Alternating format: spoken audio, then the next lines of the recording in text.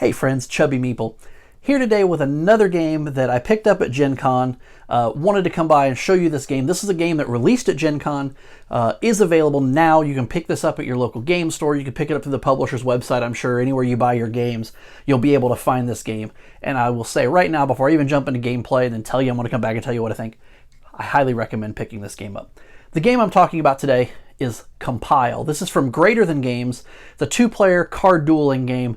I want to jump to the table, show you how to play, a very quick, brief overview. I can't really show you, go into the depth of the complexity, not really complexity, but the amount of options. The video will be way too long if I did that, but I'm going to jump to the table, give you a quick overview of how to play Compile, and give you an idea of kind of how it works, and then I'll come back here and tell you my thoughts.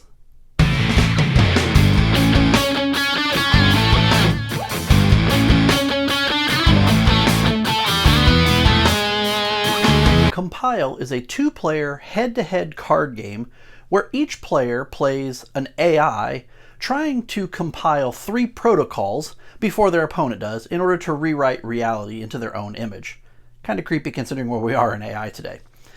In Compile, you're going to be playing cards from one of 3 protocols, and you see here on the screen there are 12 protocols to choose from in the base game of Compile.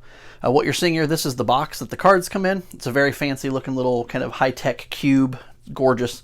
The production on this, before I even get into how to use the production on this, is beautiful. Anyway, you're going to select 3 of the 12 protocols that are at the table, and your opponent will also have 3. So the first player is going to select one of the 12 protocols to add to basically play or try to compile. It's also going to determine the types of cards that you have in hand. For example, we'll say our first player is going to take Spirit. The Spirit card here, on the card itself, it says True Strength from Within at the top, and it says you're loading your Spirit, and on the bottom it has the words Flip, Shift, and Draw. That is to give you an idea of the type of things that the cards in the Spirit deck are going to allow you to do. Now I say deck, if our opponent, if player 1 chooses Spirit, and they place that in their board, they're also going to take the 6 cards for the Spirit that make up the Spirit deck, and these will become part of their overall deck. Player 2 is going to draft 2 protocols. So we will have our second player will choose to do Gravity, and we'll come over here and we'll take Life. So again, you have Life, Bring About New Growth, Flip, Top Deck, Play, and Draw, along with the 6 cards that go in the Life deck. And then we have Gravity that says Draw Ever Inward with the words Shift, Flip, and Draw at the bottom. So those will get played here as well. And then there will be 6 cards that make up the Gravity deck. Our first player then drafts 2 more protocols to fill out their list of 3. So they see that our player has taken Life, Gravity, and Spirit. They're going to choose to take Light. And to counteract our opponent's Life, we're going to go ahead and take Death. So the Death card here says Nothing Shall Survive, and it says to delete and draw, so give an idea of what those are. And then Light here says to burn away the dark, and it says draw, flip, and shift. Each of those cards also have 6 cards. So we have 6 cards for Light, and we have 6 cards for Death. Our final player here, or our second player, will take the final draft, and we'll draft the final card. So they're looking at their opponent, they see Spirit, Light, and Death. Since our opponent chose Death to counteract Life, we're going to choose Darkness to counteract Light. Darkness says an absence of light, and it says to draw, shift, and manipulate. So that will go here. We can actually rearrange these if we would like and put them directly across from one another if we want to make them direct rivals. These 3 protocol cards that get drafted, after you've done your draft and you've completed that draft, you're able to put these 3 cards in any order that you would like along here, 1 in each column. This is a lane combat game, and so you're going to want to make sure that you organize your protocols in an order that make sense for you, or you can put them out randomly as well. Generally, when I play, I just do them randomly to see what happens. But essentially, as you're playing the cards, you're going to be playing gravity cards to this lane. You're going to play darkness to this lane. The opponent over here is going to be playing spirit to the lane, light to the lane, etc. And so our final second player drafted darkness, so they will take the 6 darkness cards and add those to the deck. That is going to give each player a deck of 18 cards made up of the 3 protocols. So our player 2 over here drafted life, darkness, and gravity. So we have life, we have gravity, we have darkness. That will be shuffled to create a deck of 18 cards, and then that player will draw a starting hand of 5 cards. Player 1 over here has spirit, light, and death. They will do the same thing, shuffle their deck and draw a hand of 5 cards. Gameplay in Compile is very simple. You're going to have your hand of 5 cards to start the game. From that hand of cards, you're going to select a single card to play, and you're going to play that card in the corresponding lane that matches the protocol at the top of that lane. So if I were going to play a spirit card, I would have to play it to this lane. Light cards have to be played here. Death cards would have to be played here, if I'm playing the card itself face up. My opponent would have to play gravity cards into this lane, darkness cards into this lane, and life cards into this lane. Before we get into the play, however, let's take a look at the anatomy of one of the cards. This is a card from the light deck. Now, all of the cards are going to essentially have the same layout. Obviously, they're going to be different based on the protocols that you selected. So the 6 cards from light are all going to focus specifically on drawing cards, flipping cards, and shifting cards around. But the typical layout of the card is you have your protocol name and the protocol symbol. This number at the top is the point value that this particular card is worth. Every card is then going to have 3 rows, some of which will be blank as you see here, and then some rows will have text in them. When you play a card, well, before I do that, I want to flip over the card. Every card in Compile has the same back. There's no text. You just notice there's no rows with text on the card itself. And this is just a 2-point value. There's also nothing on the back of the card to indicate what protocol this specific card comes from, and that's by design because your deck of cards, you obviously want your card backs to all be the same so that you don't know what's coming out of your deck. And also, if you're playing a card face down, which we'll talk about in a second, this particular card, if I choose to play it face down, instead of playing it face up for its ability, and it's 3 points, if I just wanted to add 2 points to a lane, I can play this card face down in any one of my 3 lanes, regardless of the protocol that's printed on the face up side of the card. So, what we're going to do, first player is going to take a turn, and they're simply going to play this spirit card that is worth 0 points, but they're playing it mainly for the abilities. So we're going to put spirit down here. It says to refresh and draw a card. Refresh means you draw your hand up to 5 cards. So you're going to refresh to a hand of 5. So I'm going to draw the top card of my deck. So I now have a hand of 5 cards again. Then it tells me to draw a card. Now I have 6 cards in my hand. The third row, because the first row is blank, second row had me refresh and draw a card. The third row says to skip your check cash phase. Checking cash is a step in your turn that once you've taken your action, you then check to see how many cards you have in your hand. If you have more than 5, you have to discard down to 5, so that you have just 5 in your hand. In this case, because this card says to skip my check cash phase, I don't have to do that. I can keep the 6 cards that I have in my hand. That will end my turn. There's also, what you're seeing here, this playmat. I will point out the playmat that you see here is an extra. This does not come in the base game. The base game of Compile comes with the 12 protocols that were on the table, as well as the box that you saw previously in the video. This playmat that is here is an extra add-on. Highly, highly, highly recommend getting it if you're going to pick up Compile, because first of all, it makes the presentation of the game on the table beautiful. It's easy to pick your cards up off of neoprene rather than picking up off a hard surface. And these cards are going to be moving around a lot. They're going to shift lanes. They're going to get flipped up, face down, and face up. You're going to be deleting cards, meaning they're coming off of the mat and essentially going to your discard pile. So I highly recommend the mat. This mat does have your turn order listed, spelled out. So you have your start phase, which is if you have any cards that have start phase abilities, they're going to trigger at that point. Then you have your control phase. In your first game of Compile, you don't play with the control. The control is an advanced module that you would play with, not really a module, but an advanced rule that you play with. Since we're just teaching the game, we're going to skip the control step. I'll cover that later in the video. Then you have the compile step. When you check to compile, the way the compile step works and the way that you're going to compile each of your 3 protocols is, let's say I wanted to compile Spirit. When I get to the compile step of my action, or of my turn, I'm going to check to see if any of my lanes have 10 or more points in that particular lane.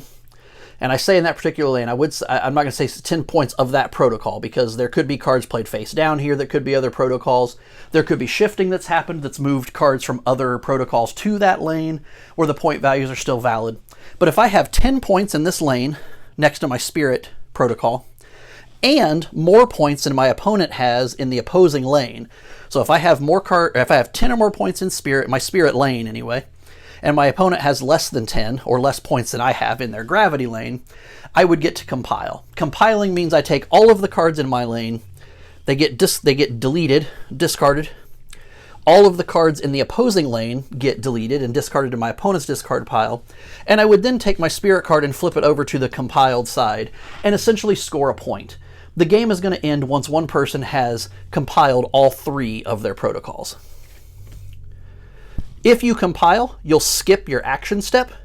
Otherwise, your action step is one of 2 things. You either play a card, like I did here with Spirit, or you can choose to use your action step to refresh and draw up to 5 cards. Refresh your hand back to 5 cards. In a game of compile, you don't have a regular draw step like you normally would have in a lot of other card games, unless you play a card that specifically tells you to draw a card, or you take the refresh action. You don't draw cards normally. And then you have the cache step, which is where you check to see if you have more than 5 cards. If you do, you have to clear your cache by discarding down to 5 cards. And then your end step. You will have cards, could potentially have cards that have the end keyword on them. They'll be underlined so that you see them clearly. And that will trigger, any of those end triggers will happen at the end step of your turn. So player 1 has played their Spirit card. They refreshed their hand up to 5. They drew an extra card. They got to skip their skip cache, so they do get 6 cards in their hand.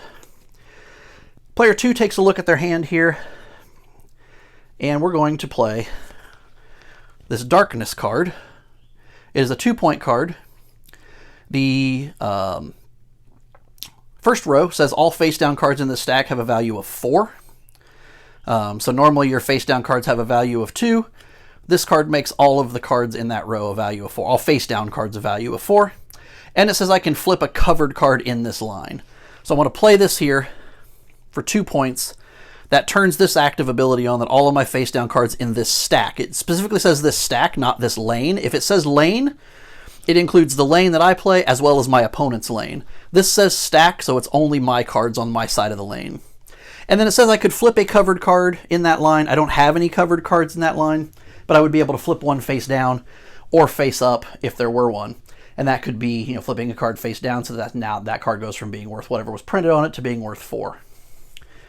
We'll go move over here to player 1, and I'm simply going to play a Spirit card, not necessarily for strategy purposes, but to show you how the cards work when you play a second card in a lane. So we're going to play this Spirit card that is worth 4. It's a 4-point Spirit card. There's nothing in the top box, and then the middle box says to swap the position of 2 of your protocols. When playing a card over the top of another card, you can never cover the top row. This top box is always visible and is always exposed. Anything printed there is always active because you can never cover that row. This gives me 4 points toward my Spirit, and I can swap the position of 2 of my protocols. We're going to leave them as they are because I like having death opposite life and I like having light opposite darkness. So we'll leave everything as they are. Otherwise, that gives me the ability to swap those around and move those around. Maybe I don't want death and life. Maybe I do want to shake things up a little bit and not have my opponent directly opposing those. So we'll switch those around. Now, in a game of Compile, anytime text becomes visible, that text triggers. What I mean by that is I played this card. They'll let me swap the protocols. So that text became visible when I played the card, and that means that text triggers. However, let's say later on I have a face down card that has been played here, and my opponent makes me delete a card or moves that card, shifts that card around. Let's say they play something that lets me shift, that makes them shift this card. This card gets shifted over here to this lane because they want to cut my point value down or whatever the reason is. When this card shifted, this text got exposed again. That means this text triggers again, which means now I can swap 2 of my protocols over here if I'm player 1. If this card were to get deleted and go to my discard pile, now I get to refresh and draw a card, and I'm back to skipping my cash step phase, or my check cash phase. While this card is in play, any of the text on this 0 point card, they're all covered up. So now if I happen to get to a point where I had more than 5 cards in my hand, I'm no longer able to skip my check cash phase because that text had been cleared up, had been covered up. Once this card goes away for any reason, either shifting to another lane or getting deleted, which means it's getting discarded, I would refresh and draw a card, refresh back to 5, draw an extra card, and then skip my check cash phase so I can hold those 6 cards again. So there's a lot of back and forth that happens here. I'm going to put this back here. We're going to go back over to player 2. Player 2 is going to play... We're going to play a gravity card for 1 point. There's nothing in the top box. The second box says to draw 2 cards. So we're going to draw 2 cards, add those to our hand. And then it says to shift 1 card either to or from this line. That means my gravity card, I can now use that gravity card to either pull this darkness card to it, or I could push this gravity card over into darkness. I'm actually going to pull this darkness card over here. That gives me 3 points here in gravity. I see my opponent has 4 in spirit, so I'd like to try and oppose that if I can. Play is going to go back and forth in this manner with each player playing a card, doing what the card says, which could include shifting cards, moving them from lane to lane, deleting cards, either their own or their opponent's, depending on the cards they have, sometimes deleting entire lines, or once they've got the ability to compile and they're able to flip, they have 10 points or more in one protocol lane and more points than their opponent has in the opposing lane, the directly opposite lane. They would delete both lanes of cards, compile, and flip their card to that compiled side, and that lane is now done. Not done, but compiled, and they're 1 step closer to winning the game. This will continue back and forth until one player has compiled all 3 of their protocols and flipped them to the compiled side. That player was immediately declared the winner. If, on the course of the game, let's say this player had compiled their gravity card already, and they get to a point where they have 10 points here again in this gravity stack, and they have more points there. Anytime you have 10 or more points and can compile, because you have 10 or more points in your lane, and also more points than your opponent has in the opposing lane, you must compile. Compiling is not an option if you can do so. So if this card is already compiled, and this player has 10 or more points here, they have to compile. Well, your question is going to be, well, it's already compiled. What does that mean? What that means is both lanes will get discarded. They'll get deleted, essentially. So every card in this lane, as well as the opposite lane, will get deleted and go to the discard pile of the respective players. Then this player, who already has gravity compiled, instead of flipping this card to the compiled side because it's already there, they will actually draw the top card of their opponent's deck. So now, this player, if that were to happen, this player is going to draw a card that is either Spirit, Death, or Light and add it to their hand. That not only hinders the opponent, because now the opponent has 1 less card of that particular protocol.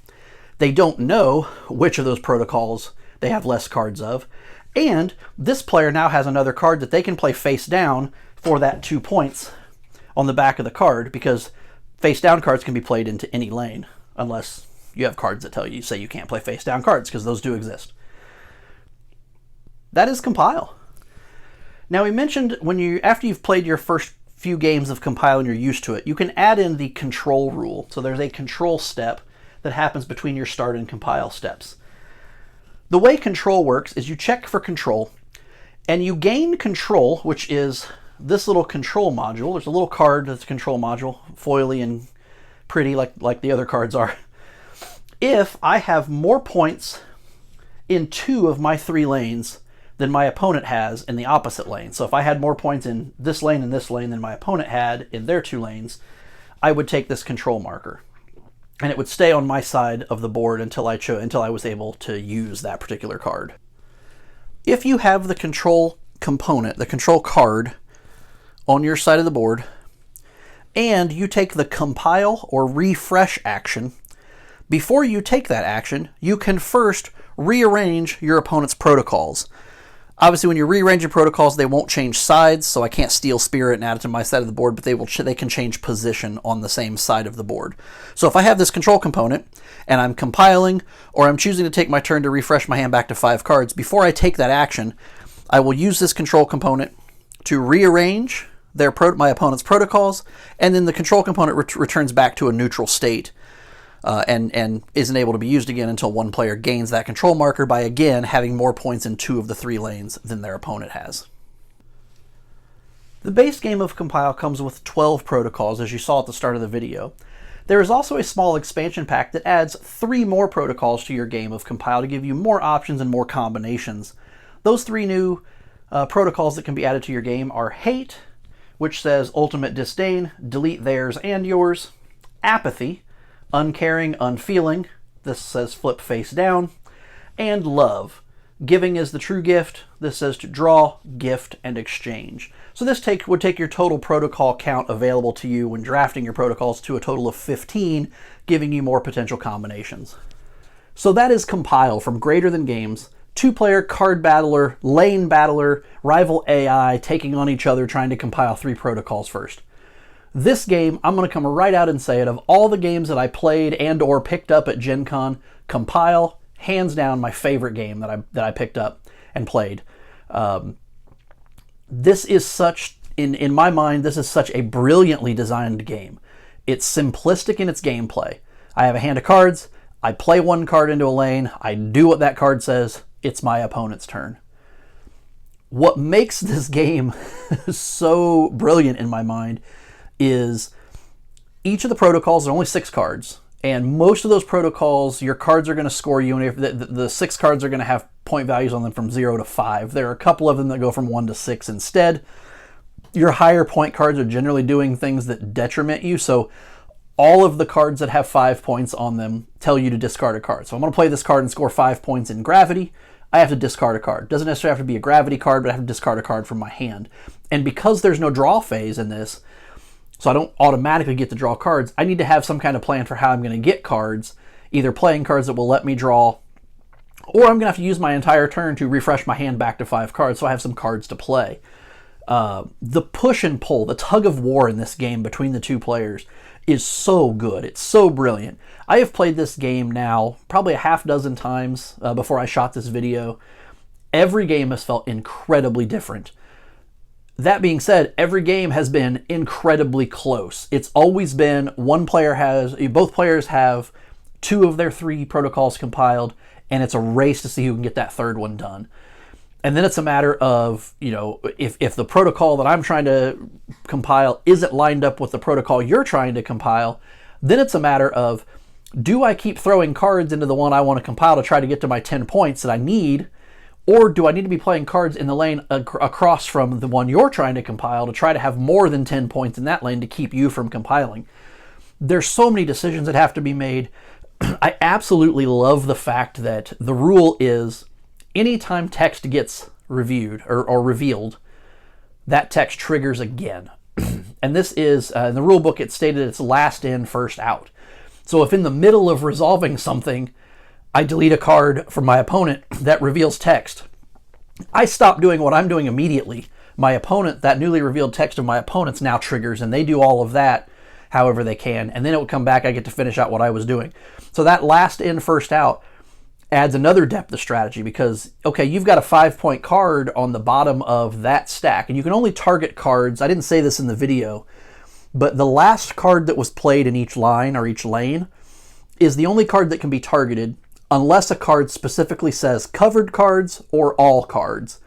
If it doesn't use one of those 2 phrases, I can only target the last card in my line, at each of my lines, or the last card in each of my opponent's lines. So if it says to flip a face down card, or flip a card, if it says to flip a face down card, or I can shift a face down card, if none of the cards at the bottom of each line are face down, I don't get to do that ability. So you have to kind of time that out and figure that out as well. But the brilliance of, of that card being revealed. So my opponent has a 5-point card in Spirit, and they're getting really close to getting to the 10 points and need to compile Spirit. it makes sense for me to play a card that would delete that 5-point card, but I need to try to remember what's on the card that 5-point card is covering. Because as soon as that 5-point card gets discarded, the text on that card it was covering gets revealed and immediately triggers again. So that may let my opponent draw cards, may let them refresh their entire hand, may let them rearrange their protocols. It might let them delete cards of mine. You have to kind of keep that in the back of your mind as you're playing this, because when the cards are covered, obviously you can't cover the first box. That first box will always be active as long as the card is out there, whether it's covered or not, because you can't cover the first box. But boxes 2 and 3, which in my experience are the boxes that really pack the punch, you really have to pay attention to what's under those cards. Obviously, if I'm deleting your 5-point card, and I can look at your lane and see that the card under it is a face-down card that's worth 2 points, I know I'm completely safe. I can get rid of that 5-point card and not have to worry about it. The push and pull in this game is amazing. It's tension-filled. It's done in probably 30 minutes or so. I don't think I've ever had a game go longer than 40 or so, and that was like early learning games where both players were new to the game and trying to figure it out.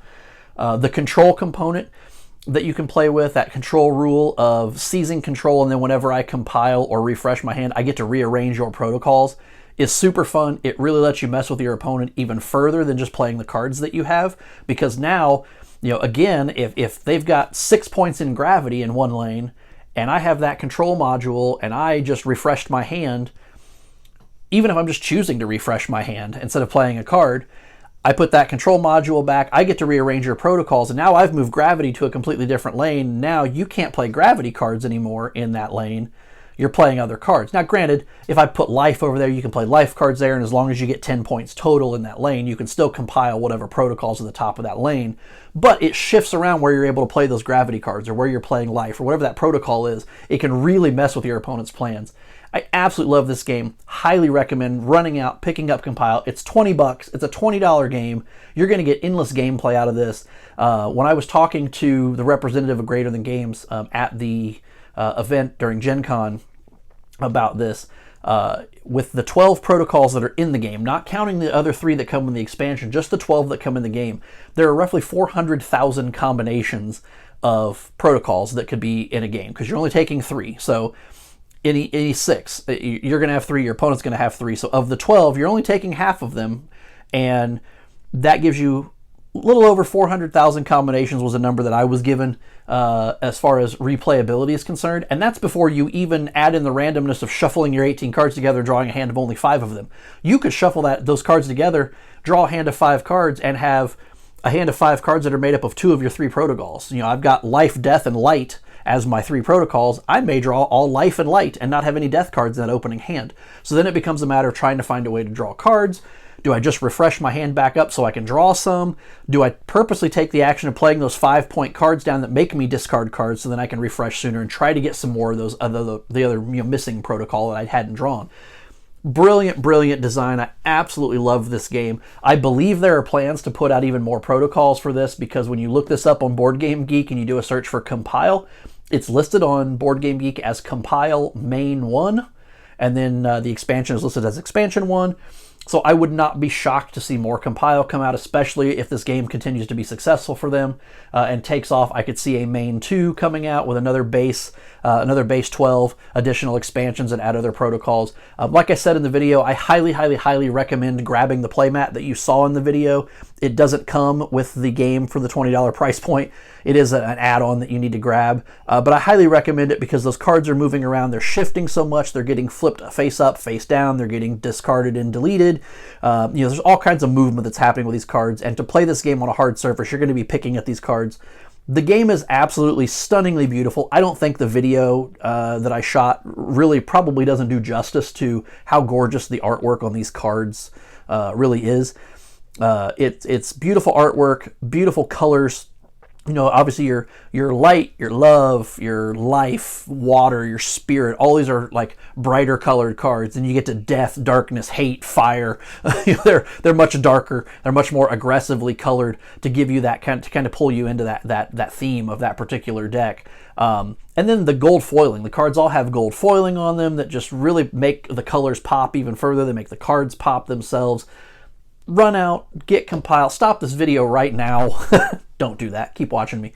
But as soon as you don't watch this video, jump over, pick this up from your local game store's website, any of your online retailers. If you have a local game store, definitely I recommend support your local game store before you support the big box shops like Amazon and such. But if that's where you can find it, get your hands on a copy of Compile. Get a friend to play this with. It's phenomenal. Like I said, this was my game of Gen Con, and that's saying a lot because there were a lot of great games that came out of Gen Con, but for me, Compile was above the rest of them as far as simplicity of play, but depth of strategy. Highly recommend it. I can't recommend it enough, in fact. That's my review of Compile. If you have any questions, drop them in the comments below. I know I did a very brief overview, but if you have questions as far as like what the different protocols do, order of operations, what happens in this scenario, those types of things. Or if you just want to talk about what you liked from Gen Con, drop them in the comments. I'd love to interact with you. Obviously, subscribe if you've not. Hit that little bell icon so you can get notified when I post some new stuff.